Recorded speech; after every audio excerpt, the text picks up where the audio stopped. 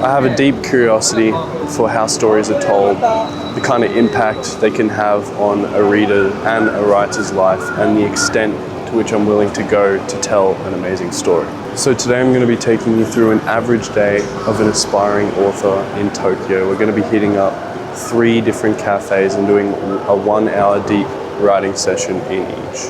But just before we get into that, I just want to say the cafe hopping scene here is amazing.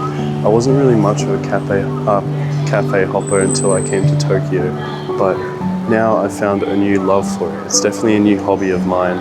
Staying in hostels has kind of forced me to find new ways to get in deep work sessions, and I'm really thankful for that, honestly, because now I know about the joy of cafe hopping. I haven't eaten yet though, so I'm going to quickly smash some sushi and then go to our first cafe.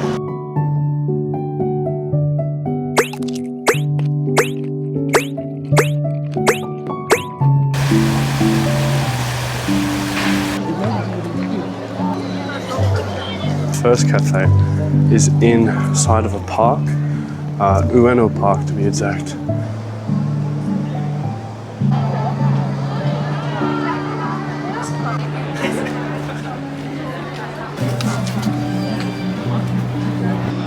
So this cafe is in Ueno Park. I think it might be just outside of it, I'm not quite sure. It's right next to Ueno Zoo. I'm going to put the address right here and in the link in the description if you want to check it out. But just you'll have to know that it's a 90-minute maximum time. Probably won't be so busy here. So I just got here, I ordered myself a nice latte.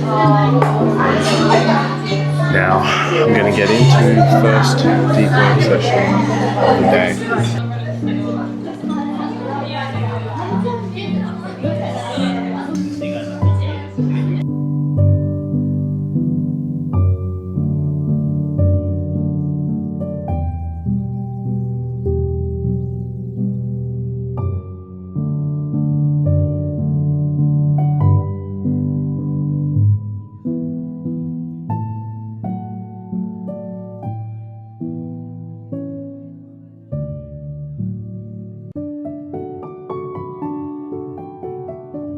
Okay, I think that was a pretty successful hour. I'm currently in a very busy area. It feels kind of weird holding a camera, but I'm in Japan, so I feel a little less weird than doing it in Australia. But I just thought I'd quickly run over what exactly I'm writing. So it's an adventure romance novel. It will be my debut novel if I can get it published, but I'm okay if that doesn't happen. More thinking about this book as learning how to write a book. I'm using it as just experience more than anything. But yeah, if I could sum this book up in 3 words, it would probably be adventure, romance, and oppression. It's set in a world where at the age of 18, so anyone that turns 18 this year, January 1st of next year, if they live in the city, they have to go to the country. And if they live in the country, they have to go to the city. It's set in late 1800s England, kind of a fictional England because the laws are a bit different. But yeah, so they go on this adventure all the men have to go on this adventure for about a year to see where they're better placed in society. On the other hand, while men have to do that, women, they aren't allowed to. It's actually illegal to travel without a husband or father figure. And the story is about 2 main characters, and each chapter switches between the 2. One is a soon-to-be man, Joseph Putt, and the other character is Estella Green, a soon-to-be adult woman. The man, he is a bookbinder and he doesn't really want to go on this adventure. He'd much rather stay inside and learn and read. Estella is a very adventurous person, but it is very frowned upon to not be modest, to not be someone who follows the grain as a woman. It's only expected that men can do things you know, outside of society's norms. And so she runs away. And the story is about them crossing paths somewhere in the middle. Yeah, I can't really get into the rest, but that's kind of the start of the story. Okay, so this next cafe we're going to is a cafe slash bookstore.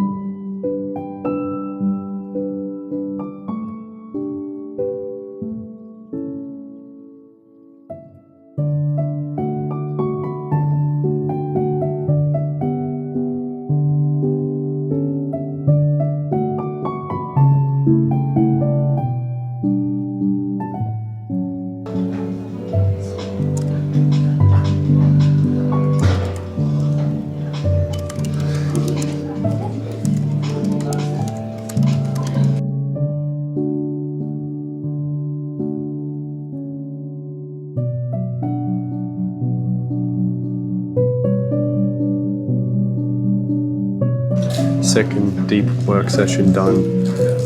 Very happy about that one. I got a lot done. I finished the second chapter, and before I started going back to the third, I went back to the first because the first chapter wasn't long enough. I kind of rushed through things quite a bit, so I went back to that. Added a lot more length. I'm quite happy with it, and after a few more tweaks, I'm going to move on to chapter 3. About to head to the third cafe now. Also, the vibe in this one is so much better than the first. It's a lot more chill.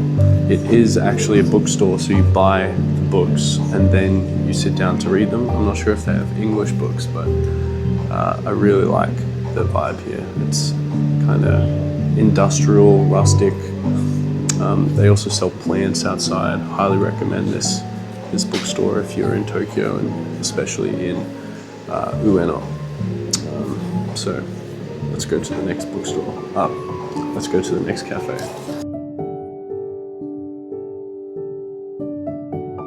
Okay, so I'm in the third cafe now. Have one more hour to go. It's currently 6:30, so I'm gonna have some dinner quickly first. Getting some kind of pork cutlet sandwich. I'm excited about that. Gonna set the timer soon and get to it. And then I think tonight I'm gonna, the hostel I'm staying at actually has a sauna and onsen. So I'm gonna have a nice soak, be surrounded by a bunch of naked Japanese men.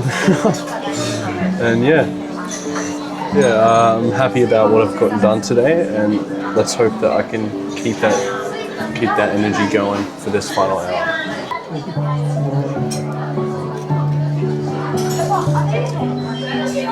This is a big boy. I've got quite large hands, and this is as big as my hand.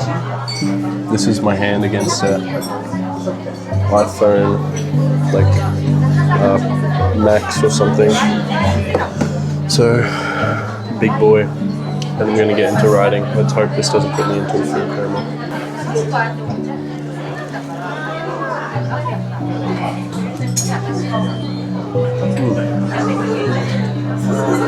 That's good.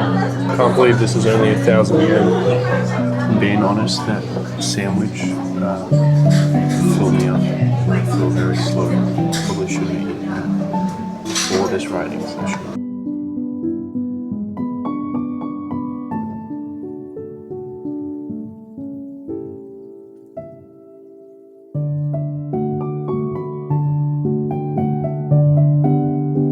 Okay, so fast forward about 2 weeks from when I last recorded.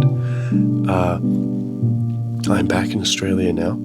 I forgot to put an outro in. That sandwich really did do me over. And I actually didn't end up writing for the full hour because about midway through, I was about 30 minutes in. This guy sat next to me and we started talking. He was from London, super nice guy. We follow each other on Instagram now. He's like a videographer, and he was traveling in Japan for work, for a denim company, I'm pretty sure. But it was a lovely conversation. Glad I met him there. So I'm okay with the fact that I didn't finish that last writing session, but I got about 400 words in that 30 minutes. But yeah, overall, it was a beautiful day. That second cafe was definitely the best. Yeah, I really liked the vibe there. Highly recommend it. I'm going to go back when I move to Japan. But yeah, I'm back in Australia, so I'm back at my day job. I'm a house painter, if you didn't know. So I don't have as much free time, but I still plan to post a video every week. That's my goal for the year.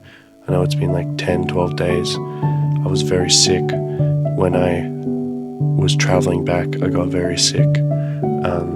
And then I've been traveling around to different jobs at the moment for painting, but I'm a bit more settled in now, so I hope I can get back on it. And I want to get my videos ahead of schedule so I can, in case I get sick or something comes up, I don't have this excuse for why I can't post. If you have any recommendations for things I could do in the video to make this a little more interesting, let me know. If you liked it, let me know. If you're working on a writing piece, if it's a book or anything, leave a comment. I'd love to hear it. I hope you all have a wonderful day, and good night.